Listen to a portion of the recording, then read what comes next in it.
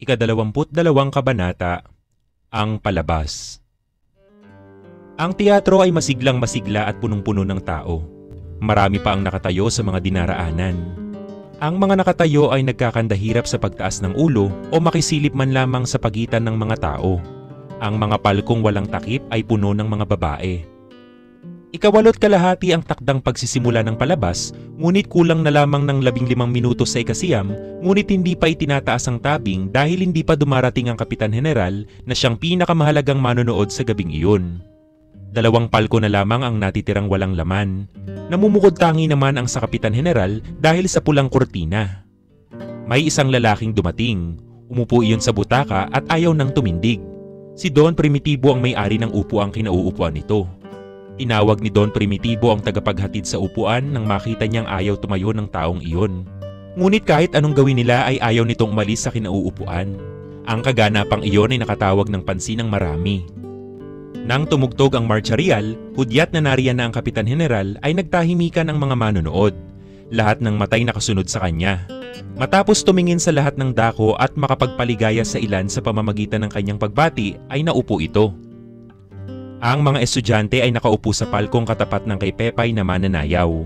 Ang palkong ito ay handog ni Makaraig na nakipagsabwatan sa babae upang suyuin si Don Custodio. Si Pepay noong hapong iyon ay sumulat sa kagalang-galang na tagapayo at naghihintay ng kasagutan. Sa kabila ng pagtutol ni Don Custodio sa pagtatanghal ng operang Pranses, nagtungo siya sa teatro, bagay na naging sanhi ng mga pasaring sa kanya ni Don Manuel na kanyang kalaban. Si Makaraig ay makahulugang tumitingin kay Pepay, parang ibig ipahiwatig na mayroon siyang sasabihin. Lahat ng estudyante ay humuhulang tiyak na ang tagumpay dahil sa masayang muka ng mananayaw. Si Sandoval na kararating lamang buhat sa pagdalaw sa isang palko ay siyang tumiyak na ang hatol ay naging sang-ayon at nang hapon ding iyon ay sinuri ng kataas-tasang lupon at pinagtibay. Natutuwa ang lahat. Si Pekson na naniniwalang walang mahihita sa kanilang lahat, nang mga sandaling iyon ay nakalimot sa kanyang paniniwala dahil sa nakikita si Pepay at nakangiti pang nagpapakita ng isang sulat. Sina Sandoval at Makaraig ay nagpapalitan ng maligayang bati. Maliban kay Isagani na mangiti-ngiti at malamig sa pagtanggap ng ipinilalagay na tagumpay. Nang pumasok si Isagani sa teatro ay nakita niyang nag-uusap sa palko sina Paulita at Juanito. Inakala pa niyang namalikmata siya, ngunit hindi sapagkat bumati pa sila sa kanya ng malugod habang ang mga matay tila humihingi ng tawad at nakahandang magpaliwanag. Hindi maipaliwanag ang nararamdaman ni Isagani sa mga sandaling iyon. Isang masigabong palakpakan ang pumukaw sa kanyang pag-iisip. Itinaas na ang tabing at ang masayang pangkat ng mga magbubukid sa Corneville ang unang lumantad sa kanyang paningin. Si Tadeo naman ay hindi makali dahil sa pag-aakalang mapapanood sa gabing iyon ang pinakaaabangan niyang kankan. Wala siyang ibang hinanap kundi pulos kahalayan at mga bagay na malaswa. Nagsimulang umawit si Gertrude. Nagkunwaring marunong ng Pranses si Sandoval at naging tagasali ng kanyang mga kaibigan. Ngunit kaunti rin ang kanyang alam sa wikang iyon tulad ni Tadeo. Hinihintay ng mga binata ang pagsasayaw ng kankan, subalit nabigo lamang sila. Dumating si Sir Paulette na may kahali-hali ng taglay. Ang kamay ay nasa baywang. Isang Ginoo ang pumapalakpak na sinundan ng tingin ng lahat ng nasa butaka. Tumingin si Sir Paulette sa unang pumalakpak at gumanti ng isang ngiti. Sinundan ni Tadeo ng tingin at nakita ang isang Ginoong may bigoteng di tunay at isang ilong na napakahaba. Aba, si Padre Irene! Oo, sabi ni Sandoval. Nakita ko siya sa loob na kausap ng mga artista. Si Padre Irene nga iyon. Pinapunta siya ni Padre Salvi na wari pulis simbahan. Ganito ang sabi niya sa mga nakakakilala sa kanya. Maya-maya'y may isang babaeng dumating na may kasamang asawa. Ipinagmamalaki pa niya ang pagkahuli ng dating. Nang makitang wala pang laman sa may palko ay inaway ng ginang ang asawa at ipinilit na doon maupo.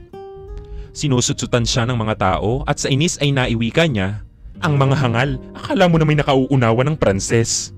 Aniyang nagtatapon ng mapanlibak na tingin sa paligid. Si Juanito Pelaez ay nagpapanggap na nauunawaan ng lahat, tumatawa at pumapalakpak. Gayong hindi siya katugma ng kilos ng mga artista, bahagya pang tumanaw sa entablado.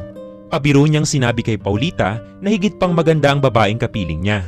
Namula si Paulita, tinakpan ng pamaypay ang muka at palihim na tumingin sa kinalalagyan ni Isagani na hindi tumatanaw o pumapalakpak at nanonood na tila wala sa sarili. Sumama ang loob ni Paulita at nagselos. Si Juanito ay nagpatuloy sa pagpapanggap. Si Doña Victorina naman ay manghang-mangha sa binata.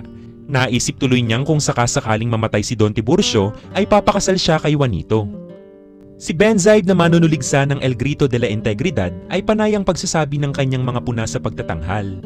Nariyang hindi raw maganda ang boses o ang tindig ng mga artista. Ang lahat ay walang kabuluhan, wala ni isa mang artistang matatawag. Aniya. Ang mga tao sa palko ay nagtataka kung bakit walang laman ang isang palko. Iyon pala ay kay Simon.